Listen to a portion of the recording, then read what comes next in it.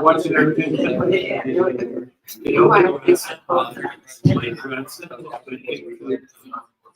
It's very cool.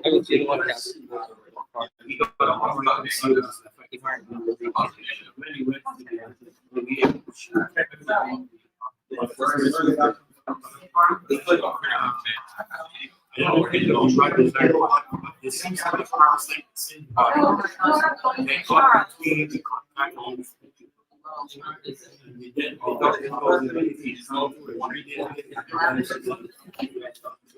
so he's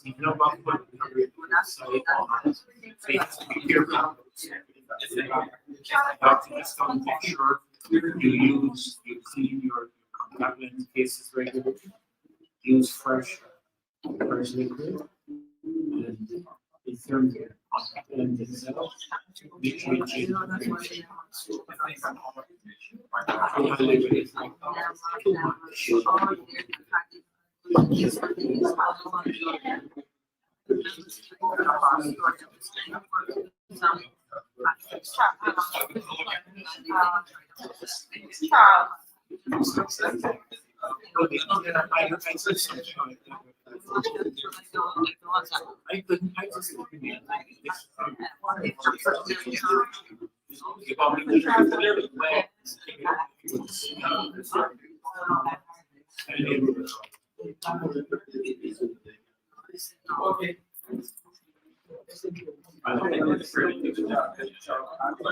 Right, that's what I told Trevor. Trevor.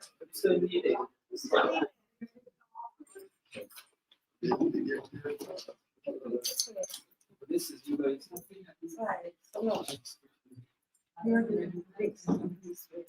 Oh, okay. So it's basic. It's four. No. Hold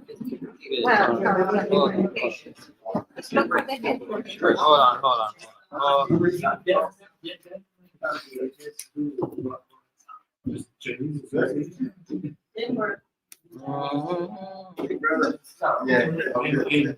Yeah, this is my third son's final sports.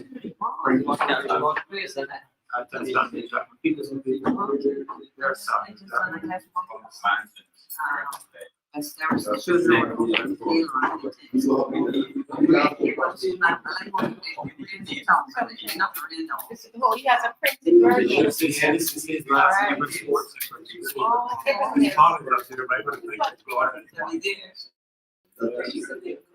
He got the wrong page on Oh, I see. And it's black there. Oh, yeah, well, at least he was seeing this in a row.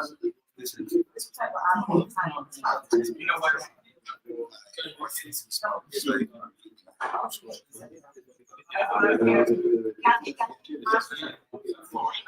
You read his part?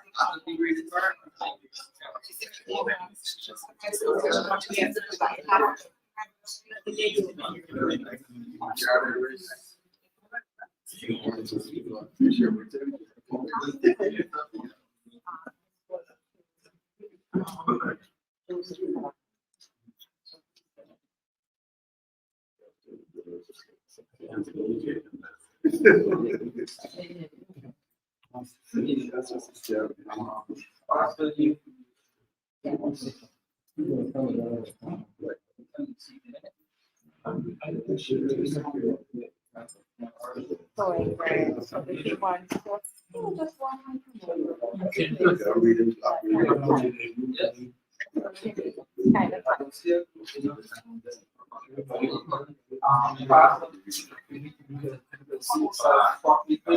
I'm not wrong with you. Which artist? Because if you're speaking from very involved, you want me here? What are you gonna do? How are you gonna move? You want him to sit there. You want me to sit here? Okay. Okay, just give the instructions. So he's speaking before he gets there, right? Just tell me what you want. All right, guys, we're gonna start in 2 minutes. Oh, okay. Oh, you're coming around? Okay.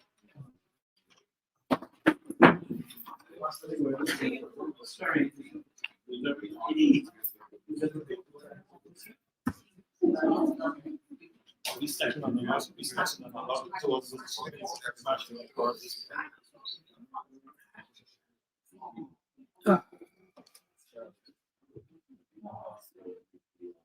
It really is. Where's your camera? Where's your camera? No. No. So this basically speaking out 1, 2, 3, 4. Number 5, and they will come last. So Number one, number two, number three. So I should, just so you don't have to be suggesting to me. No, he's number two. He's with me. It's okay, just walk around and come and stand here. Yeah. Okay? which one is missing? Voice or anyway? You mean that one?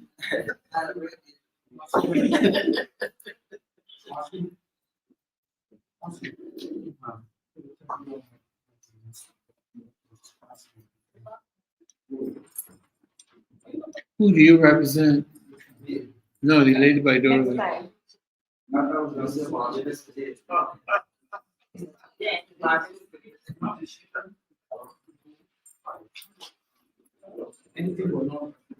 Yes, sir.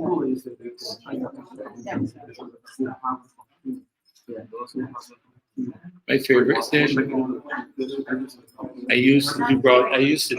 I was actually online on the air for 9/11. I was actually on the air and they took me off right away. And then the so-called jet flew under the Twin Towers. I haven't forgotten that morning. Some things that stick with you in life.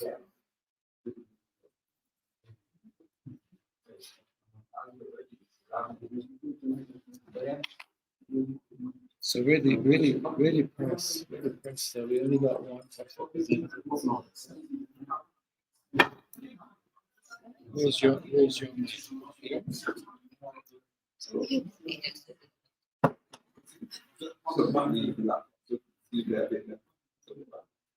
Thank you.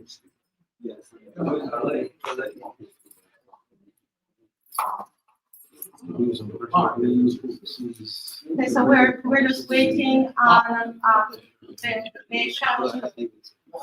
No, he said. So we'll wait. So he says to wait? No, I have this discussion, so we should start. Okay.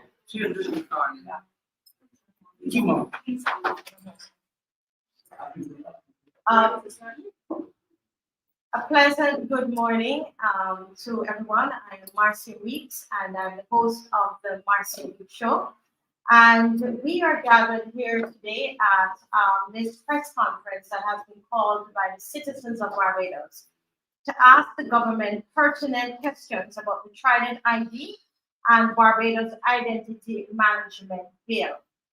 And I would like, before we even begin, so that we get the sense that this is coming from citizens, I would ask everyone who is seated behind me to just stand, please.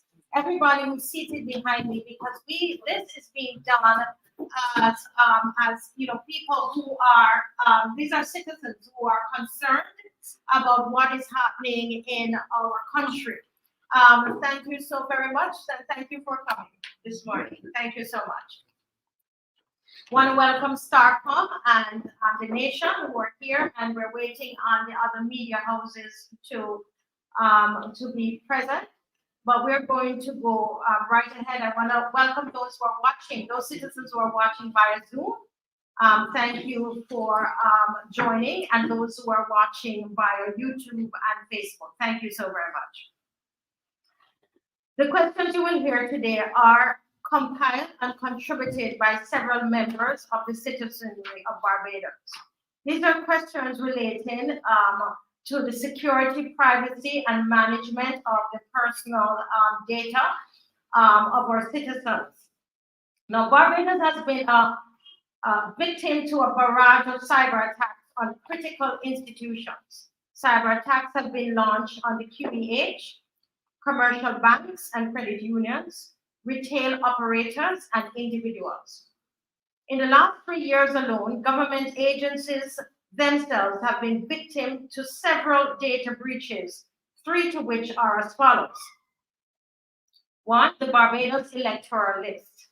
On December 29, 2021, a preliminary list of over 264,000 Barbadians, including our names, national registration number, gender, date of birth, residential status, constituency, polling station, and address, was exposed to the open web. Though the list of voters has been removed, the 5,520-page Adobe PDF document, which could be downloaded by anyone with access to the internet, has been shared multiple times on social media and WhatsApp, and has even been uploaded to online platforms such as Reddit. One digital expert commentator states it should be assumed this information is in the hands of criminals and may be used to launch general or targeted attacks against individuals. What are the risks? The Electoral Office has exposed us Barbadians to significant risks of financial fraud, stolen identity, stalking, home invasion, and assault. The creation of fake IDs which may be used to open lines of credit, change legal titles, withdraw funds from financial organizations, obtain new passports at foreign consulates, or otherwise solicit business services illegally. Who was responsible for managing and securing this data? The same Electoral and Boundaries Commission that will be controlling our TRIDENT digital ID. Now, at this point, I'm going to ask Reverend Ferdinand Nichols and Mr. Joseph Cadogan to talk to us about the infrastructure of the ID and to pose some questions to the government. Good morning, and welcome to all of you viewing us on Zoom and YouTube. Pleasure of mine to be here. I'm Reverend Dr. Ferdinand Nichols, and I'll be addressing the subject of matters of technical and financial and human infrastructure surrounding the TRIDENT ID system. During the rollout of the TRIDENT digital ID, there have occurred several hiccups that prevented the full implementation over the past 2 years of the card. In February 2023, a technical issue with online registration slowed the process. Nigel Harper, a digital trust expert advisor to global organizations such as Aspen Institute, AT&T Wireless, Canonical, CIBC, Deloitte Consultant, European Commission, Internet Society, UNICEF, and others, commented and made this statement, and I quote, "The government of Barbados does not have the resources, people, processes, or technologies to secure complex IT systems and provide consistent privacy enabling solutions. If they did, there would not be so many successful cyber attacks and data breaches of government online systems as we have seen in recent years. For example, the Queen Elizabeth Hospital, the Ministry of Information and Smart Technology, the Immigration Department, the Barbados Police Service, and many others.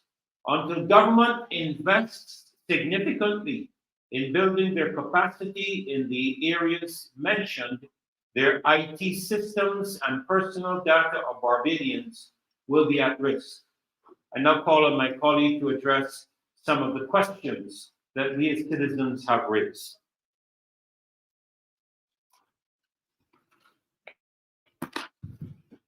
Good morning to everyone who's watching us live. I now want to put some questions on. My name is Joseph Kadagan.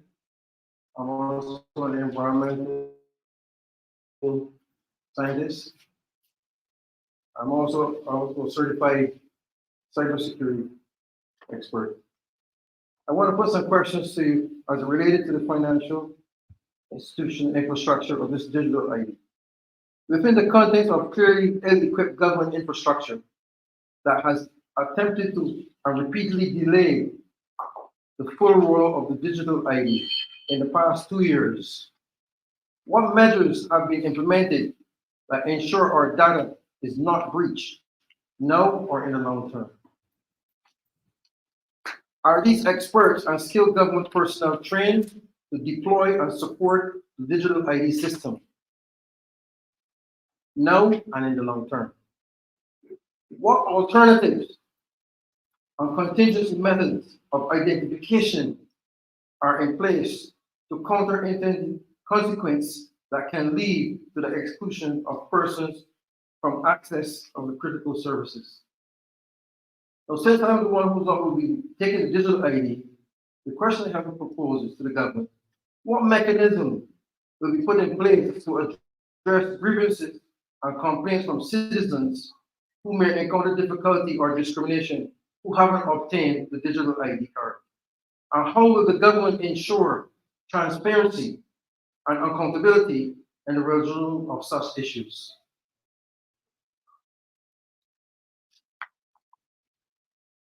Thank you so much, Mr. Reverend Ferdinand and Joseph Kadagan. I'm going to ask Maxine McLean to come to present those questions from our citizens relating to the expiry of the national identification card and the establishment of a January 31st deadline to acquire the TRIDENT ID card.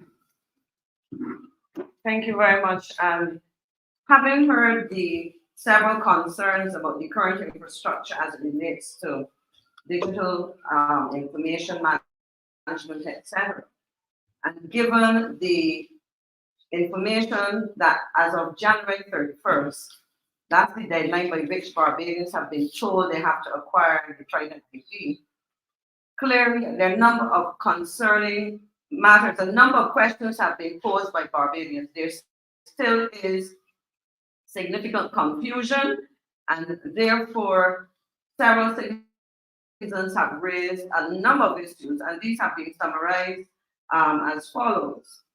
What contingency plans are in place to assist individuals who may face difficulties or delays in obtaining the Barbados TRIDENT digital ID card by January 31st, 2024? I recognize there that people could have applied, but they have no control over the completion of their application and issuing of the digital ID card.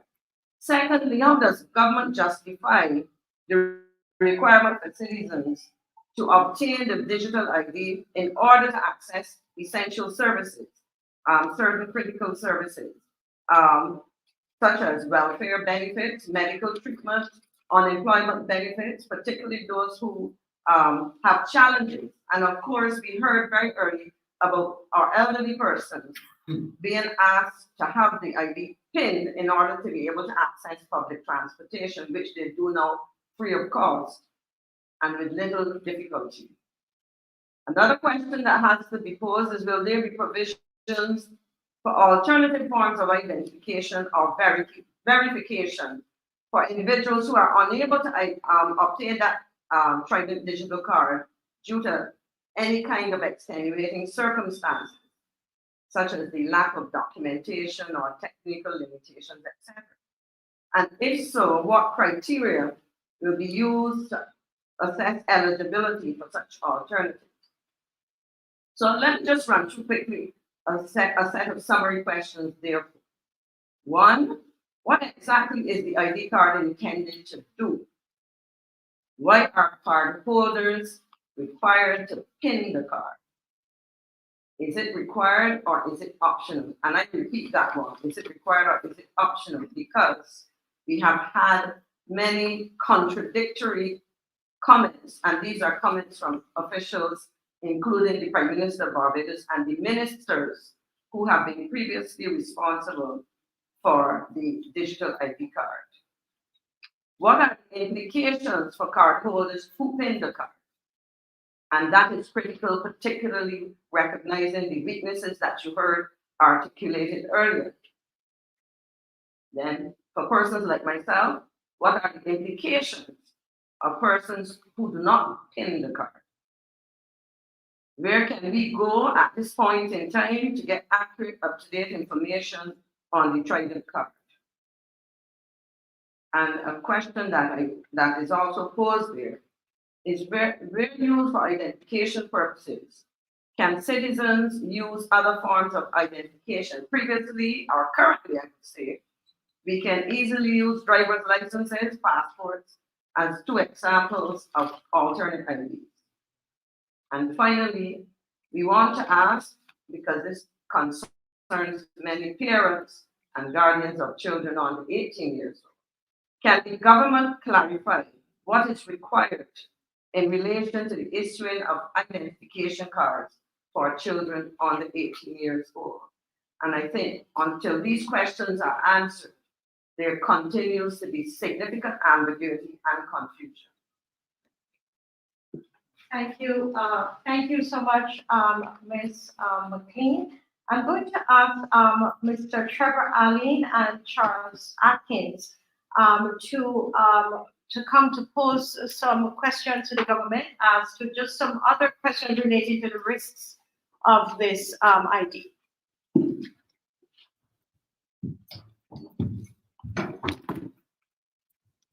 Good morning. My name is Charles Atkins, and I am asking questions relating to the risks associated with the centralized nature of the TRIDENT digital identification system. In addition to the security and proper management of data, there are concerns relating to the risks that accompany the centralization of so much data in one entity and the sharing of our personal data without user consent. According to Part 2 of the fifth schedule of the BIA, particulars containing the digital chip of the identification card include our electronic signature, our password, a certificate for electronic identification, a certificate for electronic signature, other representations or unique identifiers that may be stored electronically, other personal data, including pursuant to a relevant enactment or an international convention to which Barbados is party. The Act suggests that when pinned, the card will also contain banking and transactional data and location-based info, for example, for using PIN cards in public transportation. Thank you. I'd like to have these questions answered at some point in time.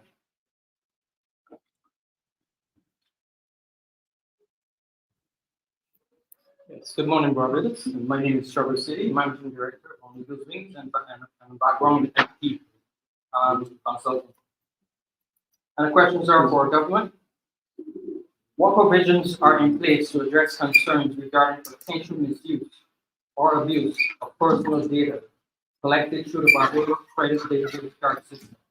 And how will the government ensure transparency and accountability in its handling of citizens' sensitive information? How does the government plan to resolve public concerns regarding the centralized nature of the Barbados Credit Digital Card System, including fears of surveillance, identity theft, and unauthorized access to personal information by government authorities or a third party?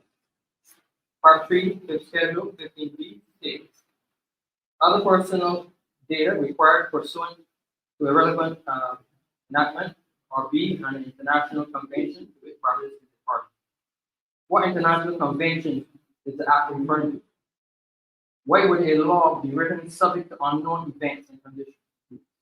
Why would an identification mechanism not be fixed and static? Who is the owner and beneficiary of the TRIDENT ID card? Are local Barbadians involved in designing and implementing the technology? Thank you. Thank you, Trevor Seeley. We're going to ask Mr. Jonathan Daniel to raise some questions again. The fact that in the last 3 years, government agencies have been victim to several data breaches. And at the beginning, I spoke about the Barbados electoral list, and he's going to talk to us about IDB computer pretest and the cyber attack on the QEA, and then ask the government some questions.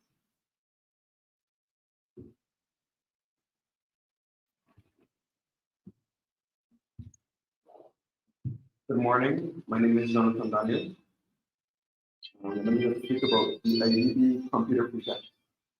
The IDB controversial computer science pretest was administered on the 3rd of October at 5 secondary schools in Barbados without parental consent and under the aegis of Ministry of Education.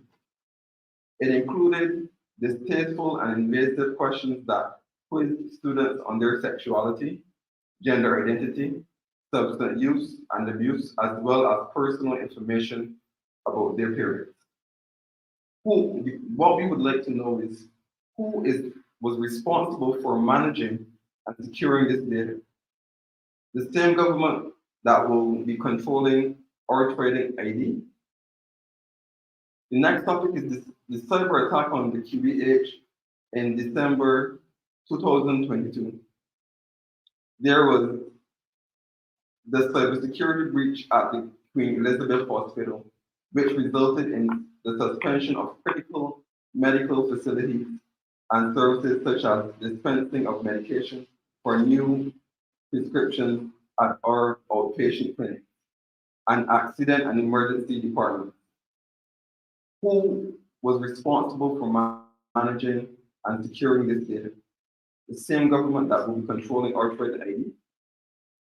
With the context of the historical failure of government agencies to adequately protect our data, what mechanisms have been put in place to effectively store, protect, and manage the information of hundreds of thousands of Barbadian adults and minors? Information that will be accessible on the TRIDENT ID. What information would be accessible on the TRIDENT ID from January 31st, 2024?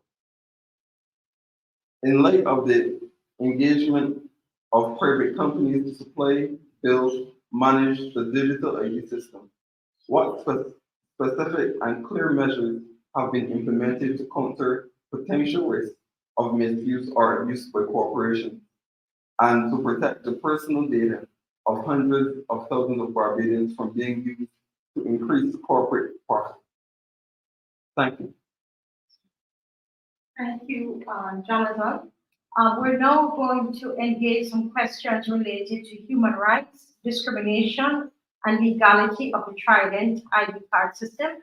And I'm going to call on Kimar Stewart.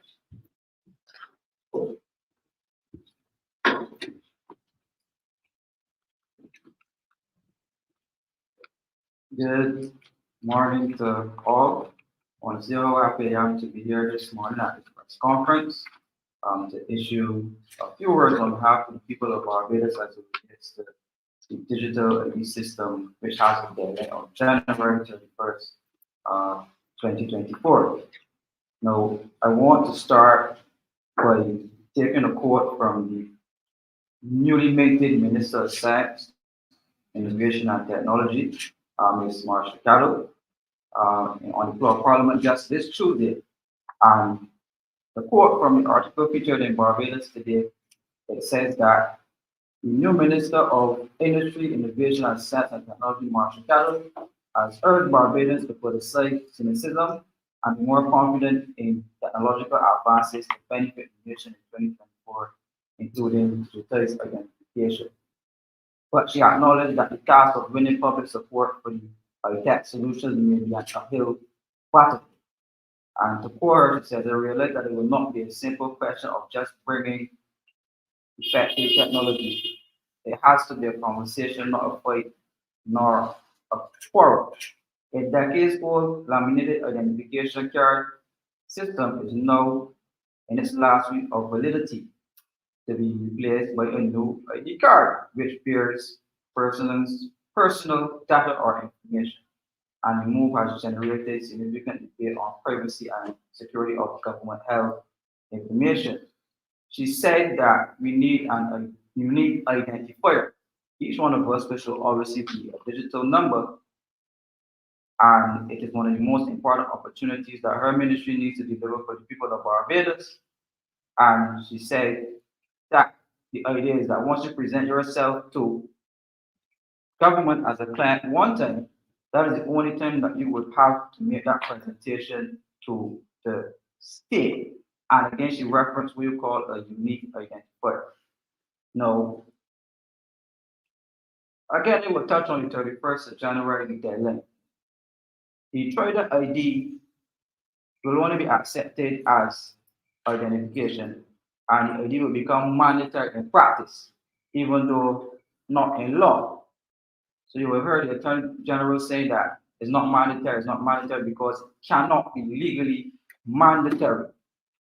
But there is soft coercion in terms of encouraging people to get it. If you set a deadline and you say to the general public who has a laminated card that old ID will expire. So it's not legal or mandatory in law. However, the coercion makes it mandatory. In 2019, the Supreme Court of Jamaica found that Jamaica's national identification system was in violation of the Constitution of Jamaica. And rightfully so, and by unanimous decision, it was declared that the entire National Identification and Registration Act was void since the digital ID system went beyond identification of persons to a repository of biographical information that could potentially serve as digital surveillance. And if you can remember, social activist and attorney at law David Commission filed a case in court where the collection of biometric data from the airport of this country was illegal and unconstitutional. So we will ask him, along with the Minister of Science and Technology, Marcia, to clarify the collection of persons' biographical information on a singular card without the accurate or the adequate digital infrastructure to protect such a card. As was said by my colleagues earlier, so many government departments got hacked. QH got hacked, the NAS got hacked, the police service was hacked, the credit unions were hacked, the banking system in Barbados was hacked as well. So, as I was saying, the Jamaica ID system, like the TRIDENT ID system in Barbados, consolidated identity and demographic information of persons in Jamaica and made it a criminal offense for persons not to register under the new law, much it was happening in Barbados. So that Jamaica, the system surrounding the TRIDENT ID system potentially creates good grounds for the violation of our constitutional rights as citizens of Barbados, given that the Barbados Identity Management Act renders the Barbadians stateless if you do not accept the digital ID, which is against our constitutional right because a digital ID or any type of identification does not render you a citizen of Barbados, and therefore the government will be overstepping its boundaries and will be liable to face court and legal action if they push through with this bill at the end of the month. The questions that are posed here on behalf of the citizens of Barbados is, can the government provide clarification on the legal basis for requiring citizens to obtain the digital TRIDENT card in order to access government services? And how does this requirement align with the existing laws and constitutional rights pertaining to freedom of movement and access to public services? How will the government ensure that the transition to the Barbados digital ID card does not impact on vulnerable or marginalized groups, including the elderly, the disabled, and the socio-economically disadvantaged individuals who may not or who may encounter barriers in terms of obtaining the digital ID or who may just don't refuse to use it. What provisions are in place to ensure accessibility for illiterate people, people who can't read or write? What's the process in terms of engaging them? Again, people with disabilities, children. Uh, what is the process for children? Right? Children don't have the right, based off the Constitution of Barbados, to engage our system of government without parental consent. So, what is the procedure for children engaging this ID system if they choose to do so? Right? Uh, Minority groups such as the Rastafari community. What steps are the government taking to ensure that persons of the Rastafari community who may not believe in the traditional system, what will happen to the Rastafari community? Will they be considered stateless as well in Barbados, as in according to the Barbados Identity Management Act? What features of the ID system will ensure that international human rights and constitutional standards are served in the interests of the various communities within Barbados? As the government conducted thorough assessments of the potential social and economic impacts of mandating the TRIDENT ID card, including its effects on employment, privacy rights, and access to justice for individuals who may face challenges with the new identification system. So if you don't have a digital ID, you can't get a job. These questions need to be answered before we move ahead talking about a deadline at the end of January. Can the government provide assurance that the implementation of the Barbados credit card system complies with international standards of human rights, particularly the right to identify and to access essential services without discrimination? As explained by myself and my colleagues, this Barbados Identity Management Act clearly has several grounds of discrimination towards the people of this country. So is it meeting the international standards? We need answers on that. I just wanted to end with a quote from the Australian biometricupdate.com. And it says here that the Australian Digital ID Bill draws feedback from finance, business, civil rights groups. As far as I know, there was no joint select committee. If you missed it, I apologize. But I saw no joint select committee open for interesting persons such as this group, the cyber security specialists from all over the world, even Nell Harper and other local Barbadians who want to have input on this bill. We had approximately 3 ministers of science and technology: Kim McConney, Davis Ishmael, and no Marcia. They put input in the bill, but one of the citizens of Barbados, where was the joint select committee that we could come to Parliament, much like what they did with other bills, to offer representation directly from the public? It happened in Australia, right? So to read what happened here in Australia, it says that submissions from civil rights groups expressing concerns about privacy and how law enforcement could use biometric data to disadvantage its citizens were on the table. And that the bill was redrafted last year after advocates urged the government to consider stronger restrictions on law enforcement and their access to information to help build up trust. On the other hand, our Minister of Science and Technology is saying that if we go online and share data about ourselves with ease, what's the problem with government departments trading information? You clearly see the problem because the legal department under the Office of Attorney General, the police force, and other law enforcement entities can basically follow procedures to get access to your data.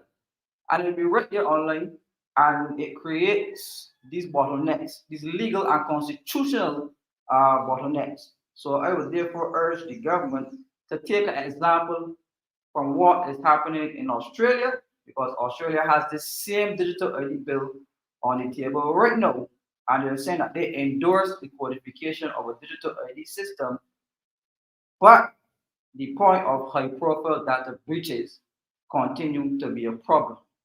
And if it happened, and it happening in Australia, what do you think is going to happen to little Barbados? So I will end off by saying that the 31st of January, the government will have to push back that date. There are too many legal concerns hanging over the head of the government. And if the government goes ahead with this deadline, the government will indeed face court action.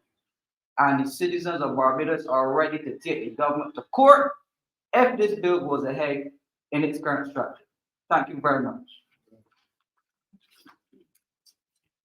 Thank you, Kimar Short.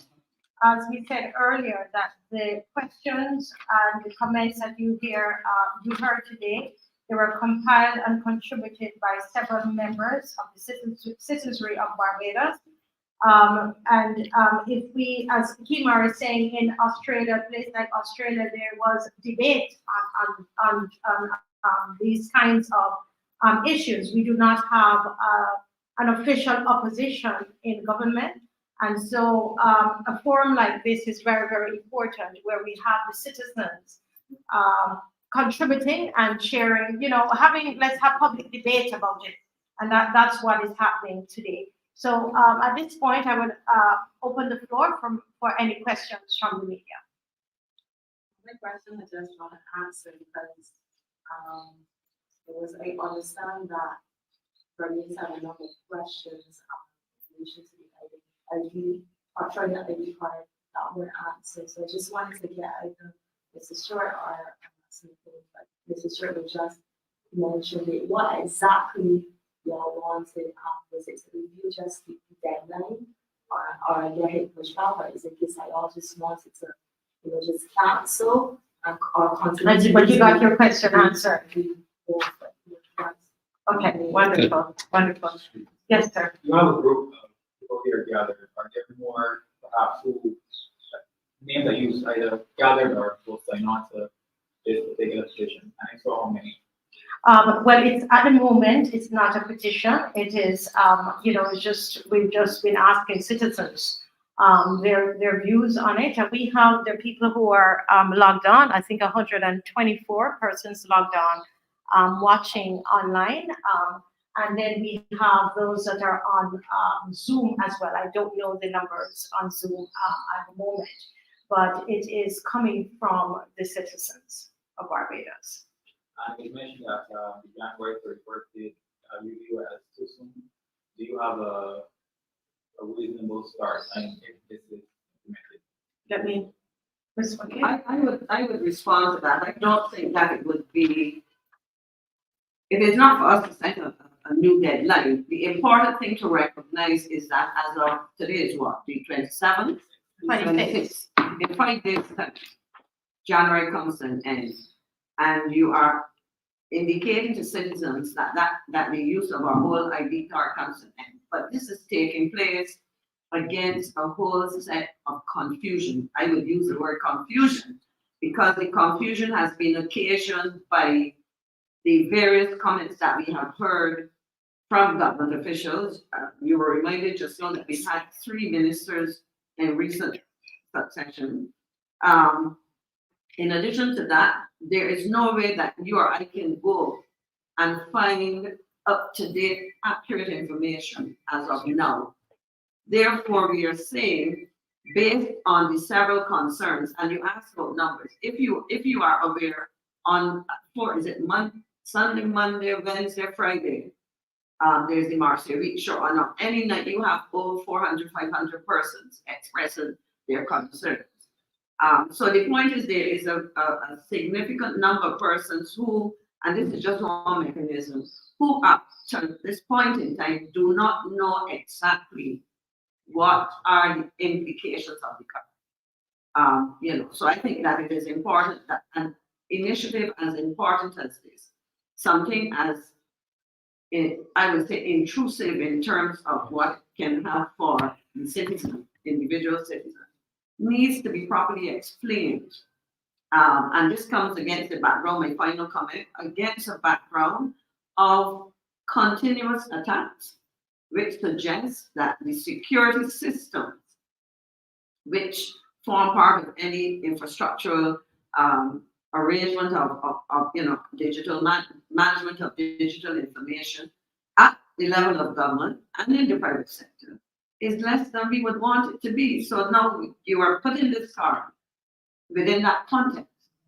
And so citizens have a lot of questions to be answered by the government, and we believe that it is incumbent on government to answer those, given the very serious nature of this initiative.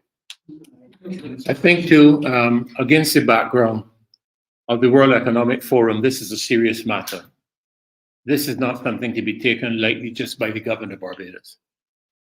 The World Economic Forum has indicated significant risk. This is the organization that founded the idea of a digital ID for every citizen on the planet. And they have expressed emphatically on an internal document the risks, significant risks, in terms of security, in terms of persecution, in terms of discrimination. And given what has transpired over the past 3 years during the pandemic, where the trust in governments has declined dramatically, we are not about to trust any government on the planet. That is the reality of 8 billion people on the planet, not just the people in Barbados, the people in the United States, Canada, Europe, Australia, New Zealand, China, Africa are all resistant to the implementation of anything by the governments without proper explanation and proper identification of what is happening.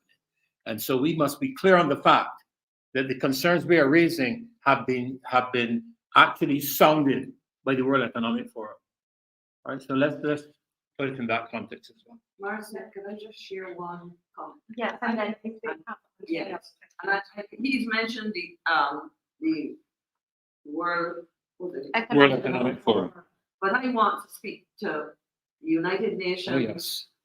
Sustainable Development Goals. And I just read this for you.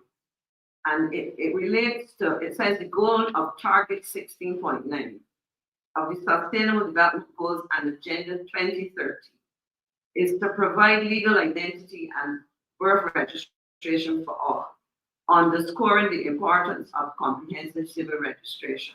But inadequate governance of digital ID systems can worsen the shortcomings of the current system. And that is a caution. I think this sums up a lot of the concerns that Barbadian citizens have. And I give you the journey some homework to want to explore what are some of those serious concerns. Before Jonathan, do we have any other questions? Mr. Graves? Farkon? No other questions?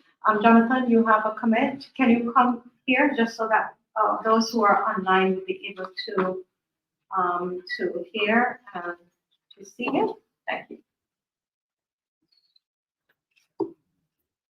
Right. I just wanted to say, in regards to the deadline, I think there is no rush. There shouldn't be a rush when it comes to the concerns of the citizens, in terms of alleviating any doubts that we may have in regards to our security as a result of the digital ID coming about. And I think once our concerns are addressed and we are thoroughly informed of the consequences or what impact will be of the digital IDs, then we could then look at a date to move forward. Thank you. We want joint select. Kimar, can you come at the podium just so that I know we just have a couple more minutes and then we'll be closing off in about 5 minutes. Go ahead.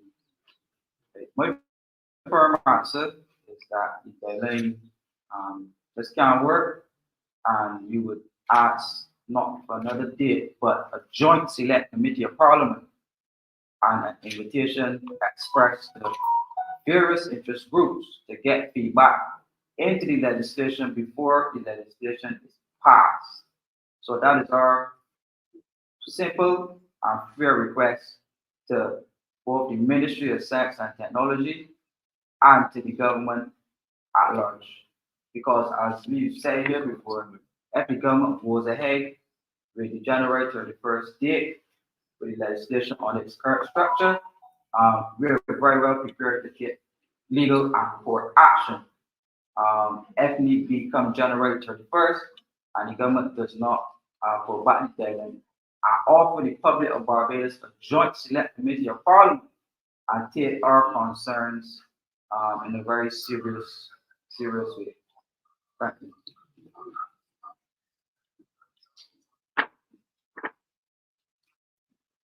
I'm sorry about that, as Mr. Franklin, who has the flu that is going around, but he just sent me a question. It was his intention to be here, and I would just like to give him that opportunity. Let me just read the question before. Just give me a second, please.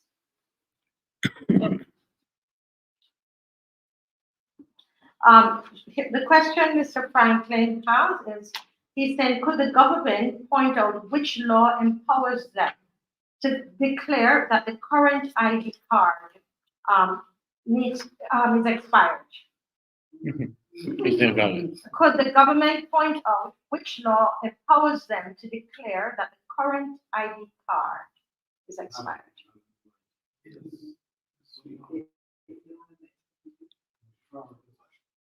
It's a good one to end with. We want to take this time to thank the media for attending. I know those that could not be here asked us to send them a recording and pictures, etc. And we do have a copy of the questions that can be WhatsApped or emailed to the media. So if you provide us with your information, we'll be able to send that to you.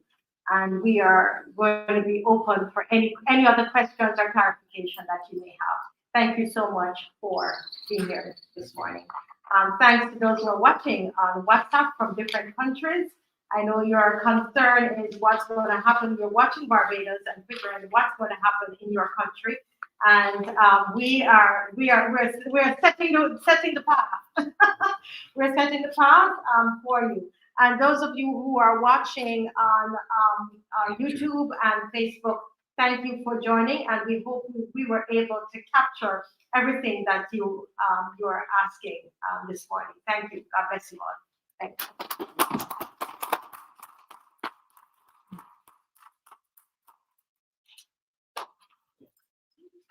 We're going to end stream. Lisa, can Do you come want- and get the- Do you want to end stream?